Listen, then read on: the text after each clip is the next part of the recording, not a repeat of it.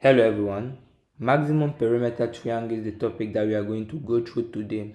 So in this video we are going to learn how to know if the three side can actually form a triangle, a non-generate triangle, and we are going to understand how we can choose those sides to actually maximize the perimeter. So without wasting time, let's dive in.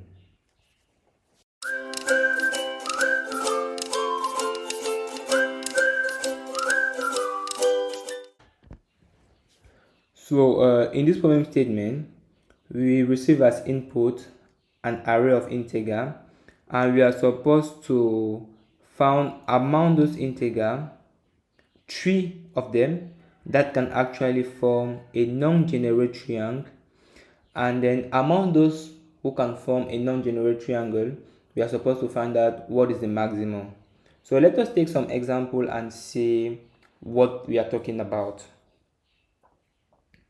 So we have this array, for instance. In this array, for instance, we can see that the triple 1 2 3 will not form a triangle. We are going to explain why later on. Neither 4 5 10 or 2 3 5.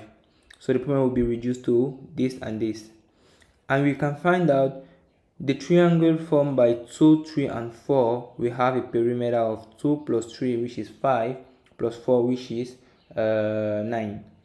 And then this one we have 3 plus 4 plus 5. We have a perimeter of 3 plus 4, which is 7, 7 plus 5, which is 12, and we know that 12 is greater than 9. So that is why this is actually the solution.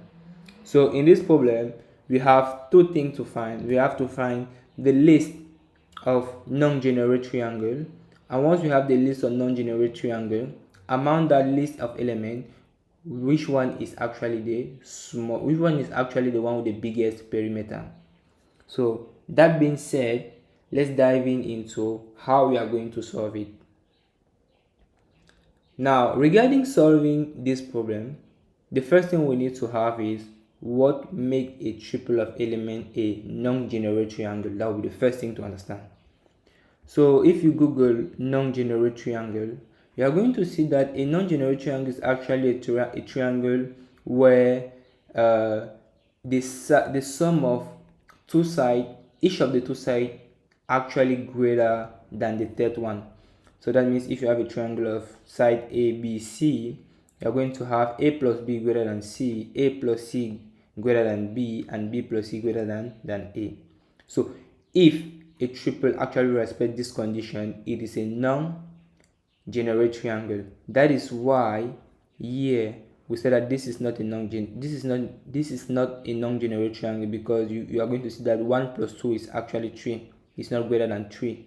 So that is why this is not forming a triangle. So now we know how we are going to organize ourselves to make the first condition, and the second condition, how we're going to organize ourselves to have it. So basically we are just going to choose among those elements the biggest one. So now that we are aware of how we can organize to solve it, how are we going to approach it? What will be our algorithm? What will the algorithm look like? So for me to solve it, this is how I'm going to approach it. So let's say I have this input of element. I have an input of element.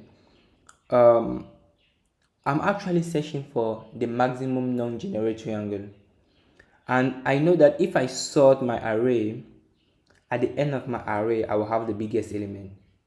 So what I will do is that the first thing I will do is I will sort the array. Once the array has been sorted, I'll try to form a triangle with the biggest element of the array, and I will decrease my counter until I have one which is a valid triangle. And if that one is a valid triangle, it must be the biggest because I started from the left side. So what does that mean exactly? So I will have this array, and I will say, hey, I will take this element. I will say, okay, will this element be able to form a triangle with the two elements just directly before him? If yes, eventually it is the biggest sum possible, right? If no, that means this element is too big to form a triangle with the other one. And if this element is too big to form a triangle with the other one, that means there is no one actually who can do it. So I can directly dive to the next one and try to form a triangle with the element like this. So by doing so, I'm sure that the first triangle that I will see will be actually the maximum possible triangle. So that will be my idea of solving this. So let's dive into the code and see how it will look like. So like we said, the first thing we are going to do is sort the array. So we have the biggest at the end.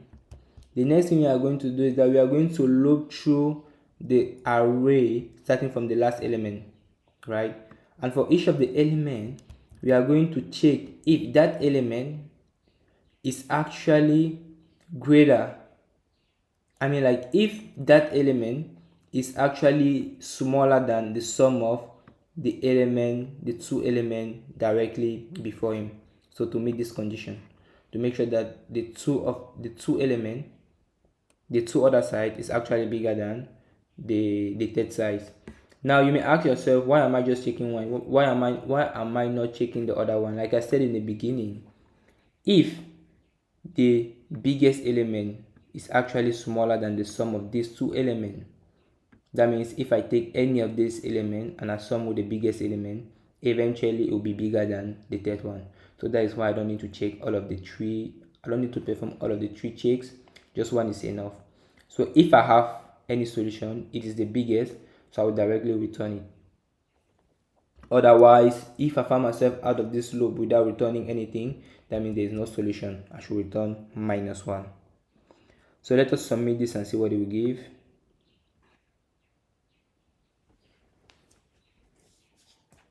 So we have a congratulations, everything is green. So this was my approach of solving this. I hope you do enjoy it. Feel free to leave me a message in the comment section. I'll be really happy to interact with you regarding this. See you on the next video. Ciao.